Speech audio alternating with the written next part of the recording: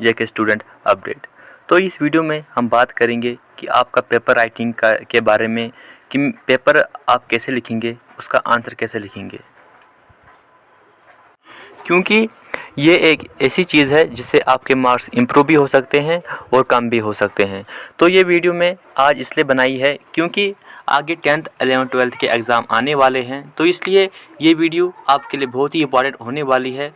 तो अगर आप हमारे चैनल पर नए हैं तो चैनल को सब्सक्राइब करें ताकि हमारी हर वीडियो की नोटिफिकेशन आप तक पहुंच सके।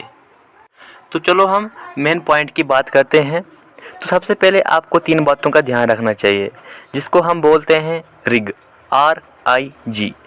इसमें R का मतलब क्या हुआ, I का मतलब क्या हुआ, G का मतलब क्या हुआ, मैं आपको ये एक्सप्लेन करके बताऊंगा कि इन 3 बातों का ध्यान रखना चाहिए आपको हर एक पेपर में, चाहे वो बोर्ड लेवल का हो, चाहे वो UPSC का हो, कोई भी एग्ज़ाम हो, इन 3 बातों का ध्यान रखना चाहिए। तो पहले हम R की बात करते हैं। तो R का मतलब होता है रिपीटेशन। रिपीटेशन का मतलब हुआ कि जैसे अगर आप पेपर दे रहे हैं 10th 11th 12th का पेपर दे रहे हैं, तो उसमें अगर आप कोई क्वेश्चन बार बार वही लाइन आप वही कंसेप्ट आप दोहराते हैं तो उसको रिपीटेशन बोलते हैं हम। तो इससे जो एग्जामिनर होता है वो मतलब बहुत ही डिस्टर्ब हो जाता है, तंग आ जाता है इसे आंसर से, तो जिसकी वजह से आपके मार्क्स कटते हैं। तो दूसरा हो गया हमारा I मतलब इरेलेवेंट।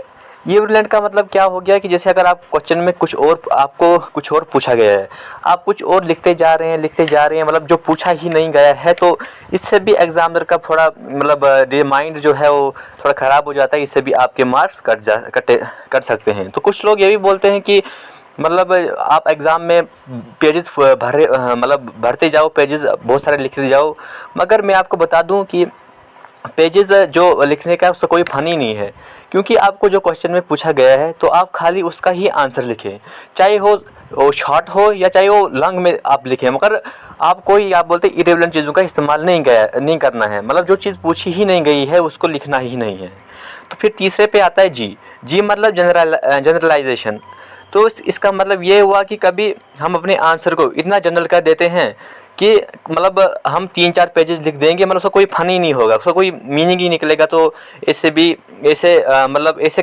ऐसा पेपर में आपको लिखना नहीं है, तो आप इससे बचे रहें। तो ये 3 बातें थी, RIG मतलब R से रिपीटिशन नहीं करना आपको, I से इरेलेवेंट नहीं कर रहा है, और G से जनरलाइजेशन नहीं करनी है आपको। तो उसके बाद आप किसी को टाइम मैनेजमेंट का भी मतलब लिखता है, मतलब जैसे कोई अगर पहले आराम से 3-4 क्वेश्चन लिखेगा तो बाद में मतलब वो डॉक्टर की हैंड राइटिंग में लिख देंगे सारे, मतलब बड़ा कुछ गंदा शंदा लिख देते हैं लास्ट पेजों में। तो आपको इससे बचना पड़ेगा, क्योंकि आपको टाइम मैनेज करना आना चाहिए। अगर आपको 3 घंटे हैं, आपको टोटल 18 क्वेश्चन है, तो आपको डिवाइड करना पड़ेगा कि एक क्वेश्चन को मैं कितने मिनट दूँ ताकि मेरा जो एग्ज़ाम है वो आराम से क्लियर हो। और चौथी बात यह है हमारी कि हमको कटिंग नहीं करनी चाहिए। कटिंग जो है ये एग्जामिनर को पसंद नहीं आता है, जिससे आपके मार्क्स कट जाते हैं। तो आपको ये मतलब ध्यान रखना है कि अगर हम क्वेश्चन लिखें तो उसमें कटिंग नहीं करनी चाहिए।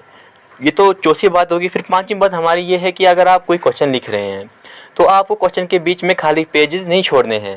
जैसे हम का भी काम ये करते हैं कि जैसे पहला क्वेश्चन मैंने लिखा, उसका मुझे आंसर नहीं आता है, तो मैं उसका पेज थोड़ा छोड़ देता हूँ, फिर दूसरा क्वेश्चन आगे लिखता हूँ। तो ऐसे काम नहीं करना है आपने, जिसकी वजह से आपके जो क्या बोलते हैं एग्ज़ाम में मार्क्स कट सकते हैं।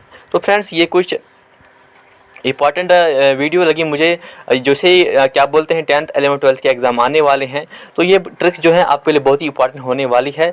तो अगर आपको ये वीडियो अच्छी लगी तो चैनल को लाइक करें, सब्सक्राइब करें और वीडियो को शेयर करें।